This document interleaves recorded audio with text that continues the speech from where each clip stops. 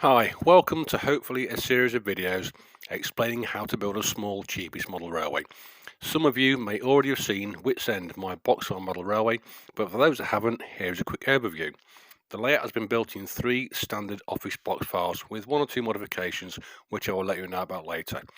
The first one, which is that one there, contains the grain silo and sidings. The second box contains a head shunt for the silo section and a small station. And the third holds a small fiddle yard. The layout was originally going to be two boxes only, but I felt that it didn't look right going straight from the fiddle yard to the silo, so I added the station section to bulk it out a little bit, and it fitted in quite well. It's been my intention to extend this for some time ever since I finished these modules.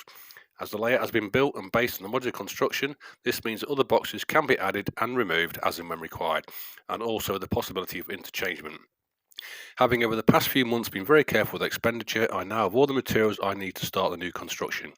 To try to get the cost of the build down as much as possible, I have scoured varying different sellers, online marketplaces, retailers and second-hand spots as I could for what I needed. But as you guys probably already know, some items you can only buy new.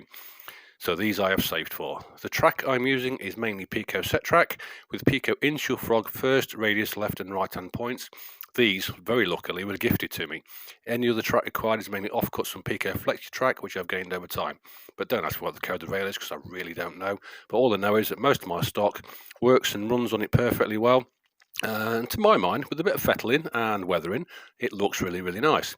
All the points are controlled by old school wiring tube method, the wire being 1mm steel piano wire and the tubes being WD-40 straws, which I've acquired from work somehow, but don't ask.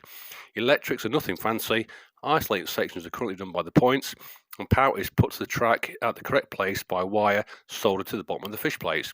These fish plates are then crimped to the track to ensure good conductivity and to stop them sliding off when the boxes are separated. The boxes are held together by Office Bulldog clips, which you can see just there. There are normally two per box. For this demonstration, I've only put one per box. Two makes it a lot more secure and holds the track joints very nicely together.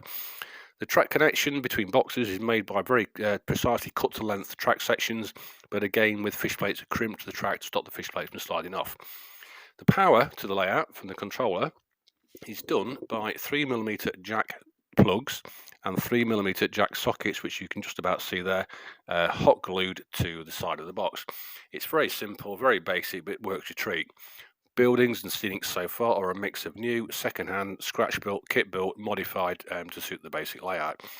The scatter, or the scenics I've used on the layout, is a mix of there's some new stuff, the trees being the main new item, which were really, really cheap from an online marketplace.